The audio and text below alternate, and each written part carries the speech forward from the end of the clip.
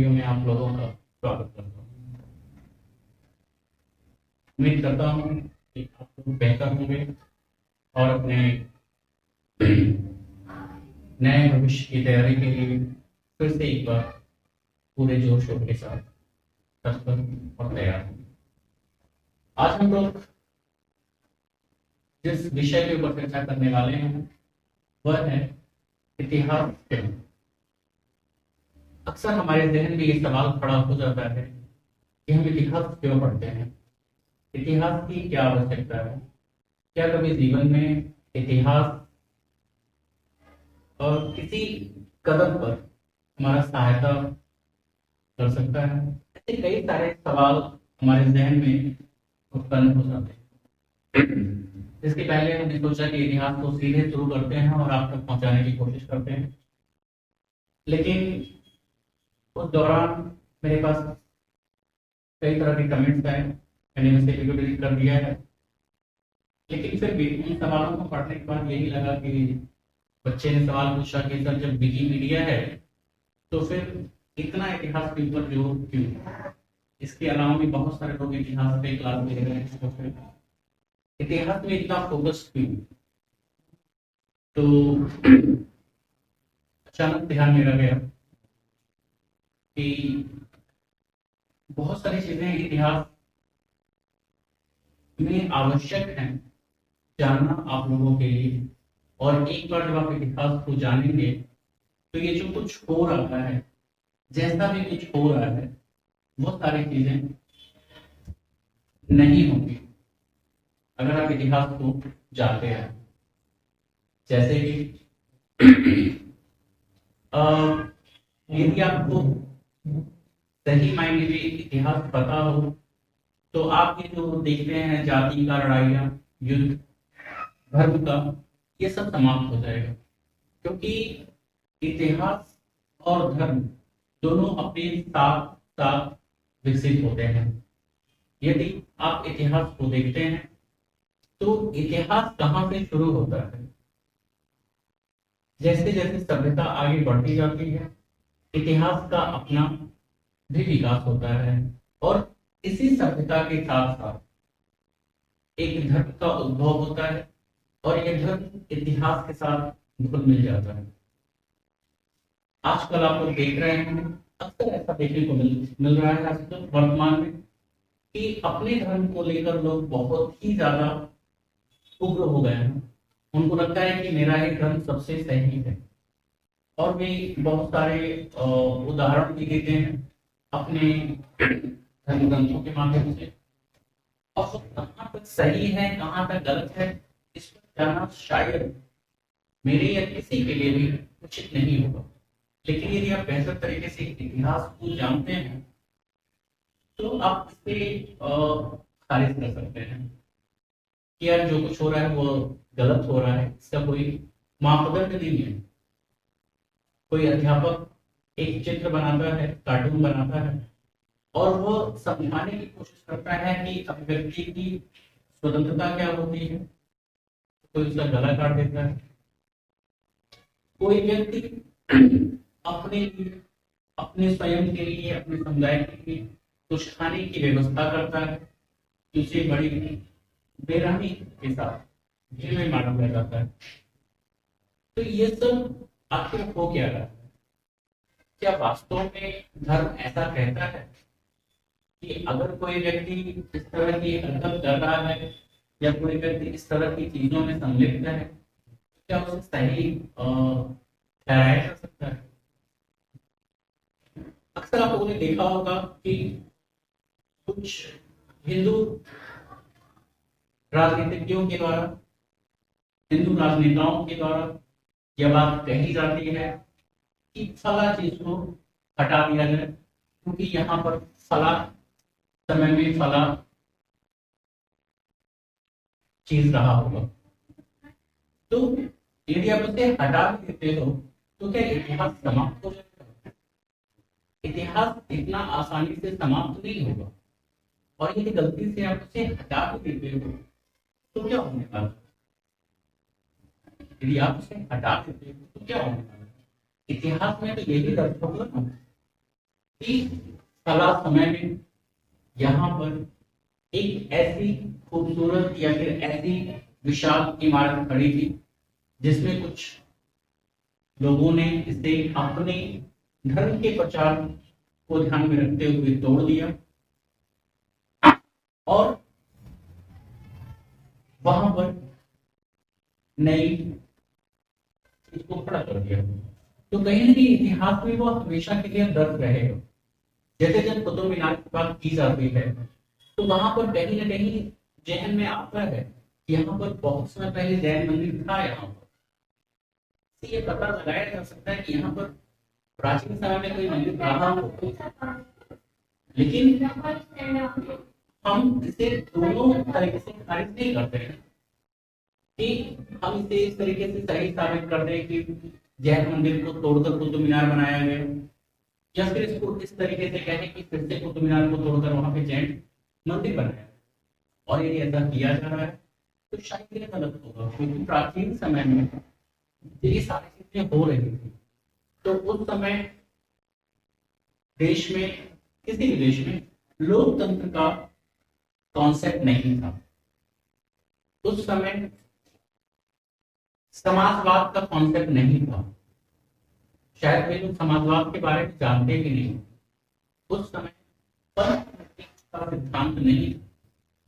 उस समय ना कोई देश की बाउंड्री थी और न देश की कोई अपनी सहूलियत के हिसाब से कोई धर्म था।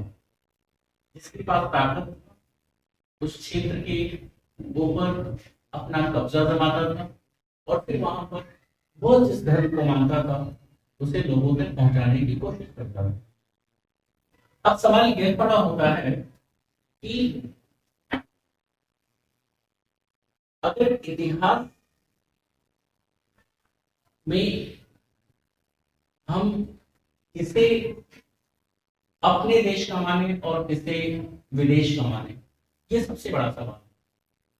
और कुछ लोग बड़े हमारे राजनेता कहते हैं कि मुगल विदेशी थे और वे आक्रांता थे और यहाँ पर आए और यहाँ पर लोगों के साथ लूटपाट किया, धर्म परिवर्तन, बहुत सारी चीजें आरोप लगाए जाते हैं। इसी तरीके से बात के समय में भी लोग समझाने की कोशिश करते हैं और वो इस तरीके से समझाने की कोशिश करते हैं कि हिंदुस्तान अंग्रेजों से पहले या यूं कहें कि यूरोपियन से पहले भी गुलाम था। किसका गुलाम था? मुगलों का गुलाम। उसके पहले किसका गुलाम था? जो मुगल से पहले लोग थे उनका गुलाम था। तुगलकों का गुलाम था हिंदुस्तान, गुलामों का गुलाम था हिंदुस्तान, तो गुलाम था हिंदुस्तान।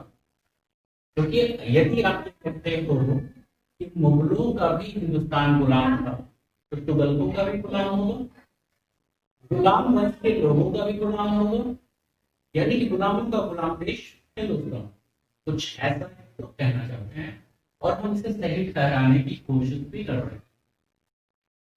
तो यदि आप मुगल को विदेशी मानते हैं तो आपको हूणों को भी विदेशी मान लेना चाहिए। अब पूछोगे हूण कौन है, तो मैं इसमें बड़ा नाम लेके कहता हूँ मिहिरपुर। मिहिरपुर जो है वो एक हूण राजा है, आप उसे भी विदेशी मान। आप उसके पिता चोर मर्दों भी विदेशी मान लीजिए। और यदि मिहिरपुर को इसलिए विदेशी नहीं मानते हैं कि वह हिंदू धर्म में घुल मिल गया और मुगल नहीं घुल मिल पाए, तो ये तो साफ सिद्ध नहीं होता है।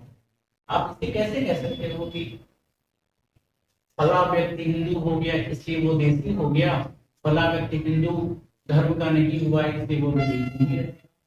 ऐसा तो नहीं चलता है। और यदि आप तरीके से इतिहास को लिखने की कोशिश करते हैं तो मैं एक बार जरूर कहूंगा कि आप वाल्मीकि रामायण में वाल्मीकि जी को पढ़ने की कोशिश कीजिए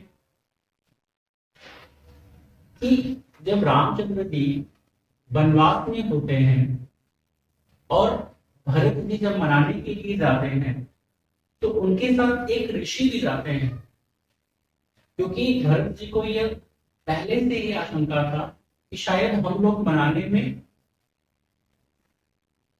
सफलता न हासिल कर पाए, और जब हम सफलता नहीं हासिल कर पाएंगे तो शायद ये नाम, तो उन ऋषि का नाम था जबाली। अब जब ऋषि जबाली रामचंद्र के पास जाते हैं और अपनी तर्क रखने की कोशिश करते हैं, तो आपको वह तर्क पढ़ना चाहिए, क्योंकि जहां रामचंद्र जी वैष्णव मत के अनुयायी भी कहे जा सकते हैं, उन्हें तो विष्णु का अवतार भी कहा जाता है, और ऋषि जबाली एक नास्तिक व्यक्ति है, और जिन तर्कों को वह रखते हैं, यदि आज उस तर्क को किसी भी मनुष्य के सामने रखा जाए, किसी भी व्यक्ति के सामने रखा जाए, तो मेरे ख्याल से आप उसे धर्म विरोधी घोषित कर देंगे, यहां तक कि शायद आप उसे देश द्रोही भी घोषित कर देंगे। लेकिन श्री रामचंद्र जी ने ना उन्हें देशद्रोही कहा और ना ही उन्हें धर्म विरोधी कहा, उन्हें अपना मत रखने का अधिकार दिया। आप जिस मत पे, जिस पथ पे चलना चाहते हैं आप चलिए, वह आपका अपना अधिकार होना चाहिए। और यही तो स्वतंत्रता है कि मैं मंदिर में नमाज पढ़ सकूं, मस्जिद में गीता पढ़ सकूं, यही तो अधिकार है, यही तो स्वतंत्रता है। और मैं ये दोनों के लिए कहना चाहता हूं, चाहे वो हिंदू हो चाहे वो मुसलमान हो, आप इस तरीके से इसे खारिज नहीं कर सकते हैं कि हमारे कुरान में लिखा हुआ है कि आप मस्जिद में गीता नहीं पढ़ सकते हैं। तो ये कहीं नहीं लिखा हुआ है, किसी भी कुरान में नहीं लिखा हुआ है। ये जो भी कुछ लिखा हुआ है केवल इतना लिखा हुआ, जैसे जैसे आप एक धर्म के बारे में पढ़ते हैं, जब आप इस्लाम को पढ़ते हैं तो उनके कुरानों की संख्या बढ़ती चली गई, एक कुरान नहीं अनेक कुरान। और जब मैं एक कुरान को दूसरे कुरान के साथ मिलाने की कोशिश करता हूँ, तो आपस में दोनों कुरान ही लड़ने लगते हैं। ऐसा लगता है कि दोनों कितने एक दूसरे के विरोधी हैं। तो क्या वास्तव में कुरान गलत है? नहीं, कुरान तो गलत कभी था ही नहीं। और जिसे खुद ईश्वर ने दिया हो, जिसे खुद अल्लाह ने दिया हो, उसे गलत कैसे ठहराया जा सकता है? इसमें एक भी ऐसी बात नहीं लिखी गई है जो इस बात को पुख्ता करे कि फला चीज गलत है।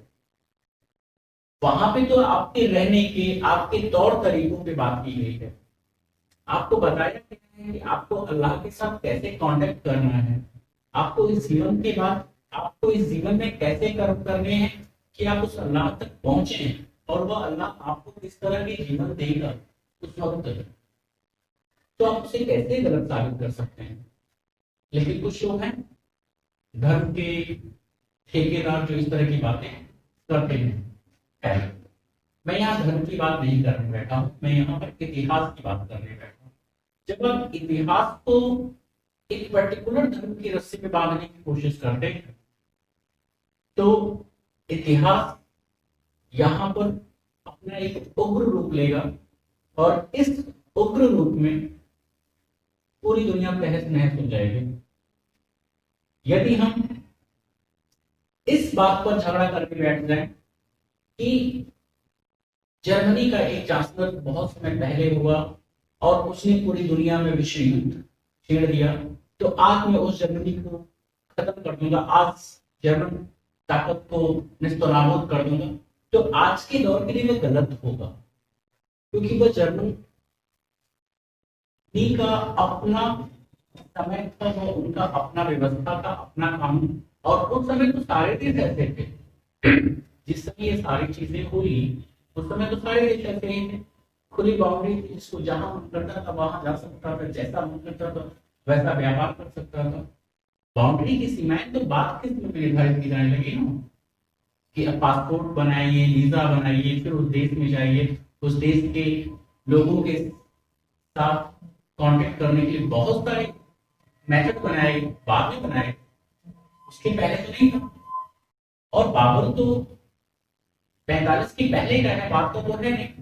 कि 1978 में पैदा हुआ तो 1980 में आया भारत का आक्रमण करने के लिए। अरे वो जब आया तब देखो ना। और अगर आप इतिहासकारों को देखते हैं तो इतिहासकारों ने तो 50 और 60 के वर्षों में ही आक्रांता शब्द को ही हटा दिया, क्योंकि कोई भी व्यक्ति आक्रांता नहीं होके देश में आता था, वो पलायन करता था। और जो आक्रांता होते थे वह आते थे और फिर चले जाते थे। जो भी आक्रांता थे वह आए, लूटपाट की और यहाँ से चले गए।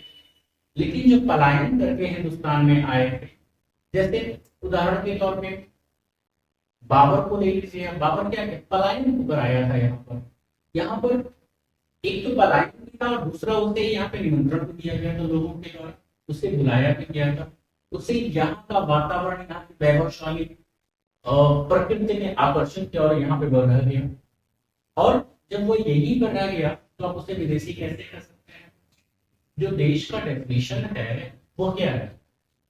देश तो उसे कहते हैं जहां पर हम रहते हैं, जहां पर हम कमाते हैं, जहां पर हम जन्म लेते हैं, जहां पर हम अपना जीवन का सारा क्रियाकलाप करते हैं, वही देश है। और हम यहीं पे अपनी जीवन लीला भी समाप्त करते हैं। तो जरा हमें बताइए, बाबर से लेकर बाबर की जितनी भी पीढ़ियां बाद की, बाबर के बाद की जितनी भी पीढ़ियां थी, वह कितनी हिंदुस्तान से बाहर गई घूमने के लिए और वहीं जाके बसी। अकबर अकबर तो अमरकोट में पैदा हुआ था, एक क्षत्रिय राजा के, और अकबर यही मरा। अकबर का कब्र भी यहीं पर है। हुमायूं यहीं मरा, जहांगीर, शाहजहां सब यहीं पर तो रहे। अपने जीवन का सारा कर्म यहीं पर किया और यहीं पर खप गए। तो अपने कैसे विदेशी कह सकते हैं? क्योंकि देशी डेफिनेशन यही, देश का डेफिनेशन यही है कि जिस देश में आप रहते हैं वही है। और यदि आप मुगलों को विदेशी कहते हैं तो मेरे ख्याल से मौर्यों को भी विदेशी कहेंगे, क्योंकि मौर्य मगध में रहते थे और कैसे लोग गुजरात में जाकर अपना राष्ट्र स्थापित करने की कोशिश की, कैसे वहां के लोगों को पराजित किए। क्योंकि जिस समय मौर्य साम्राज्य था उस समय तो एक पहाड़ भी पार कर लीजिए तो वो दूसरा देश हो जाया करता था। तो इतिहास को इस तरीके से एक धर्म की बाउंड्री में बांधना उचित नहीं है। इसको तोड़कर इतिहास पढ़ा जाता है, क्योंकि जब हम धर्म के साथ इतिहास को पढ़ने की कोशिश करते हैं तो इतिहास इतिहास नहीं, वो कुछ और हो जाता है। आपको जानकर के आश्चर्य होगा कि हमारे हिंदुस्तान में जो इतिहास लिखने की परंपरा थी वो कुछ अलग थी कंपैरिजन टू विदेशी इतिहासकारों की। अब आप सवाल पूछ सकते हो कि कैसा इतिहास हमारे हिंदुस्तान में? हमारे हिंदुस्तान में जो इतिहास लिखी जाती थी उसमें केवल व्यक्ति की अच्छाइयां लिखी जाती थी, जो भविष्य को प्रेरित कर सके कि उस तरह का वो कर्म करे। बात समझिए इस बात को। इस तरह के इतिहास नहीं लिखी जाती थी कि फला व्यक्ति ने फला देश पर आक्रमण किया धन लूटने के लिए और धन लूटकर वहां से वो गायब हो गया। अगर आप देखें तो आपको समझ में आ जाएगा। इतिहास को अगर आप छापने की कोशिश करें तो आपको बहुत अच्छी तरीके से यह बात समझ में आ जाएगा। तो हमारा इतिहास कुछ ऐसा ही है और हमें ऐसे ही इतिहास की आवश्यकता है। और यदि हम इतिहास में इस तरह के बदलाव लाने की कोशिश करेंगे तो आप यकीन मानिए हम अपने ही आने वाली पीढ़ी के लिए इस वातावरण में जहर घोल, एक ऐसा जहर जो हमारी पीढ़ी को नष्ट कर देगा।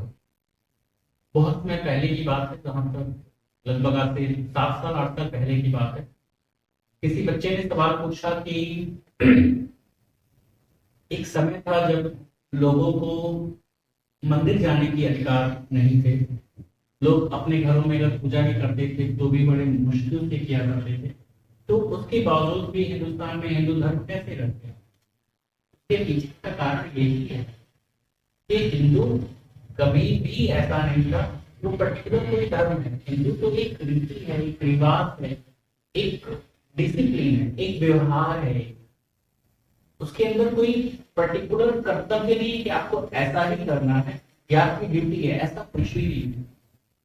आप कृष्ण को देख सकते हैं, हमारे कृष्ण को अगर आप बहुत ध्यान से देखें तो वो किस तरीके के हैं। उनका बचपन देखिए आप, उनका युवावस्था देखिए, उनका प्रौढ़ावस्था देखिए, तो आपको दिखाई देगा कि हमारे कृष्ण कैसे हैं। हमारे रामचंद्र को देखिए वो कैसे हैं।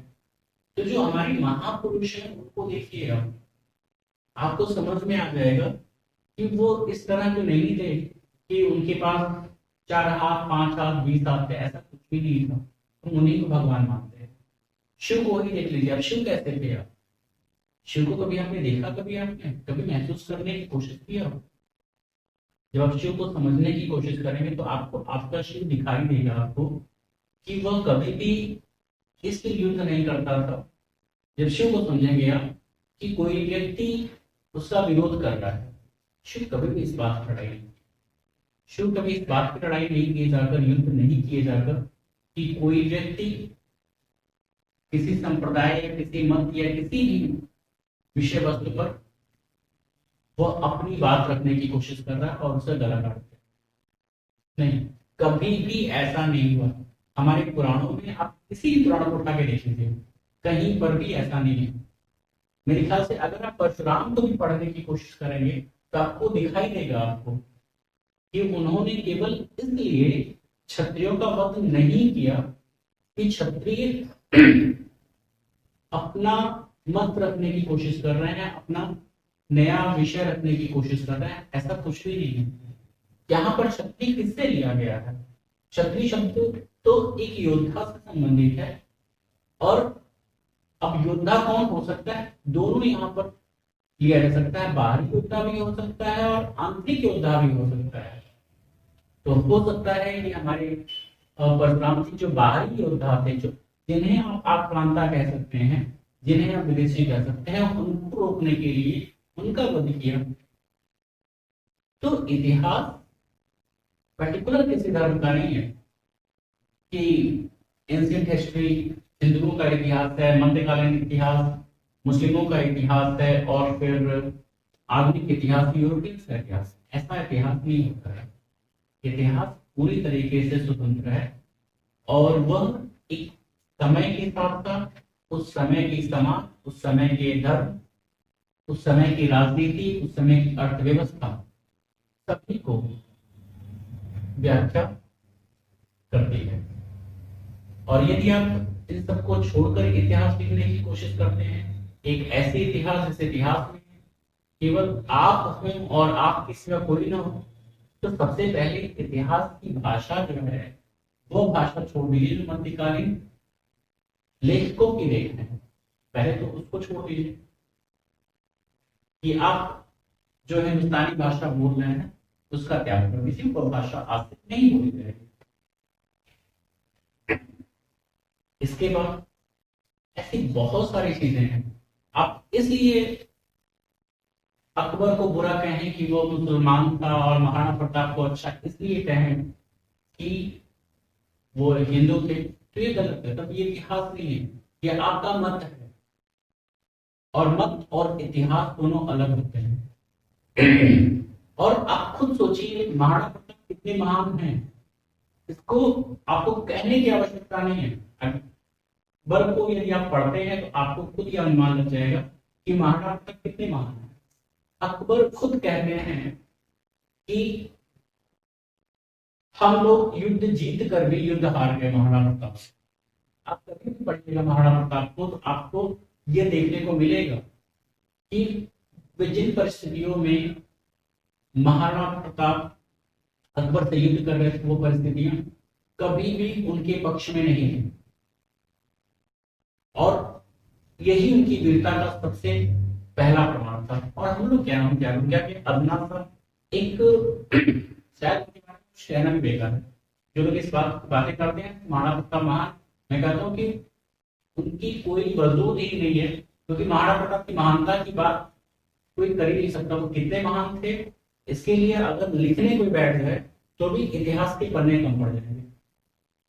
और आप इनकी महानता का अनुमान इसी से लगा लीजिए कि अकबर स्वयं इस बात को मानने को तैयार है और खुद कहता है कि हम जीत कर भी महाराणा प्रताप से हारे।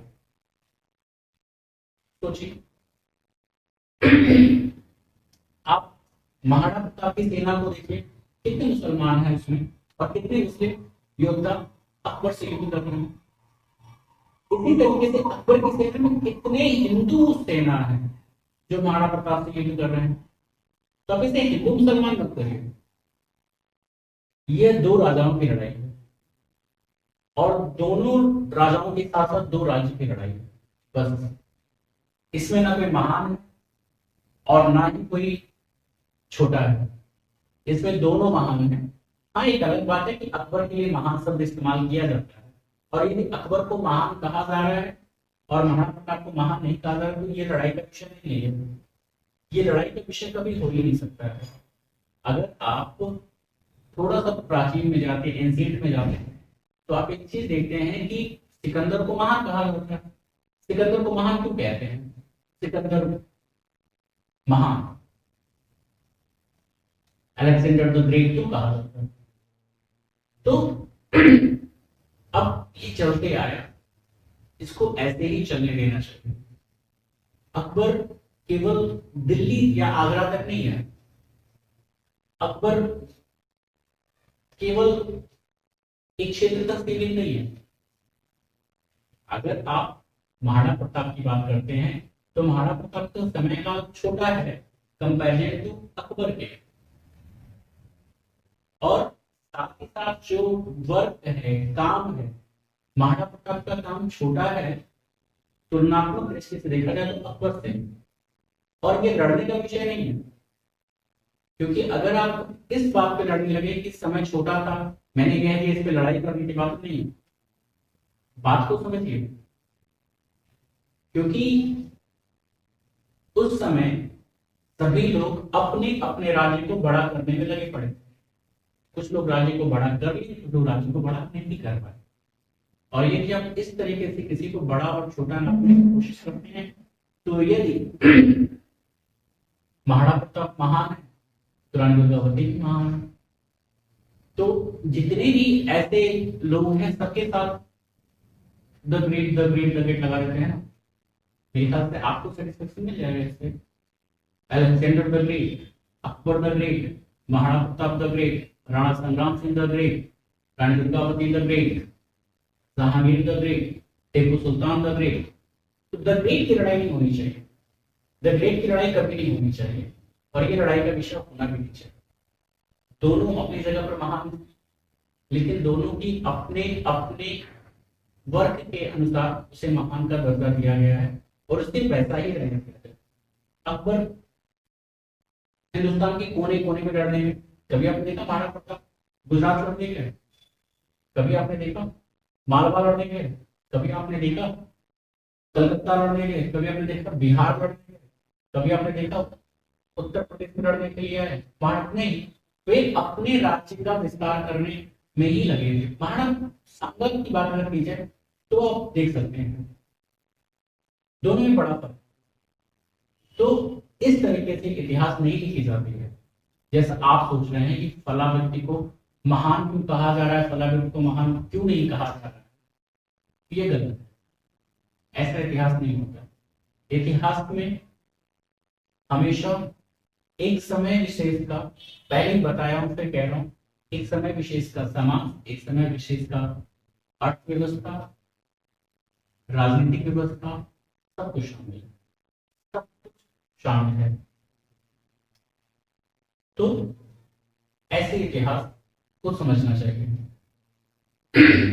एक दिन मैं यूट्यूब पे देख रहा था, एक साहब बोल रहे हैं कि एक मौर्य साम्राज्य के बाद एक नया साम्राज्य उदय हुआ जिसको शुंग वंश कहा जाता है। शुंग वंश का जो प्रतापी राजा था उसका नाम पुष्यमित्र शुंग था। वह एक ब्राह्मण राजा था। उसने वादा किया और उसने नारा दिया, जो भी व्यक्ति एक बौद्धिस्ट का सर लेकर आएगा उसे 100 सोने के सिक्के या 100 सोने के दिनार दिए जाएंगे।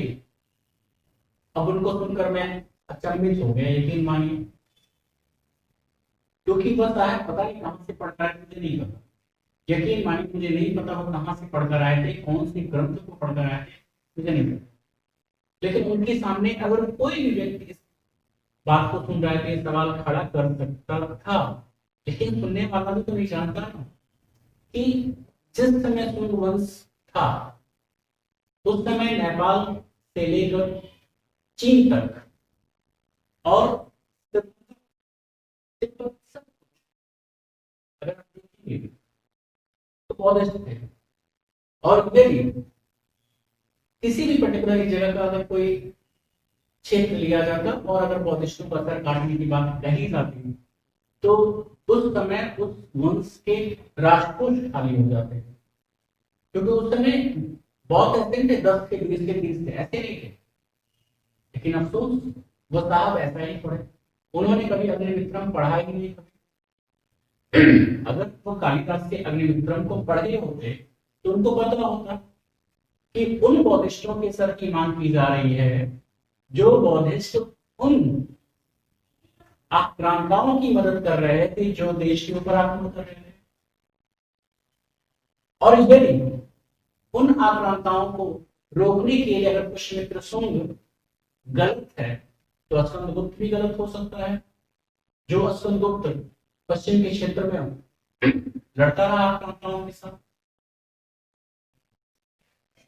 तो ऐसे लोगों को पता ही नहीं इतिहास के बारे में, इतिहास के जंग कुछ लाइनें पढ़ दी और उठा के आपके सामने बोल दिया। और आपको क्या, आपको तो बस सुनना है, समझने की कोशिश है। इतिहास एक विश्लेषण का विषय है। इतिहास में कैसे प्रश्न पूछे जा सकते हैं आप सोच कर आज कल करेंगे। इतिहास केवल इतिहास नहीं है, इतिहास में ज्योग्राफी भी शामिल, इतिहास में राजनीति भी शामिल है, इतिहास में अर्थव्यवस्था भी शामिल है, इतिहास में सब कुछ शामिल है। अभी आप उठा के देखिए पेपर 2016 का इतिहास का प्रश्न है, आपसे ये पूछा जाता है कि नवपाषाणकालीन सभ्यता, थोड़ा मैं डिसबैलेंस हो रहा हूँ प्रश्न में क्योंकि बहुत मैं पहले पढ़ा था, या हड़प्पा सभ्यता, ऐसे समझ लीजिए नवपाषाणकालीन सभ्यता या हड़प्पा सभ्यता क्यों सिंधु घाटी के पास ही विकसित हुआ, क्यों नहीं और जगहों पे जाकर विकसित हुआ। तो इसके लिए आपको क्लाइमेट का ज्ञान होना चाहिए। अगर आप सिंधु सभ्यता के बारे में या फिर विकास के बारे में बात करना चाहते हैं कि नवपाषाणकालीन सभ्यता या हड़प्पा सभ्यता क्यों उसी पश्चिमी क्षेत्र पर क्यों विकसित हुआ, विकास किया, क्यों नहीं वो अन्य क्षेत्र में विकास किया, तो इसके लिए आपको पढ़ना पड़ेगा क्लाइमेट, आपको जलवायु में पढ़ना पड़ेगा, तभी तो इसका उत्तर दे पाएंगे। एक प्रश्न बहुत में पहले पूछा गया था कि 16 महाजनपदों में मगध ही सबसे शक्तिशाली क्यों जनपद बना, बाकी क्यों नहीं।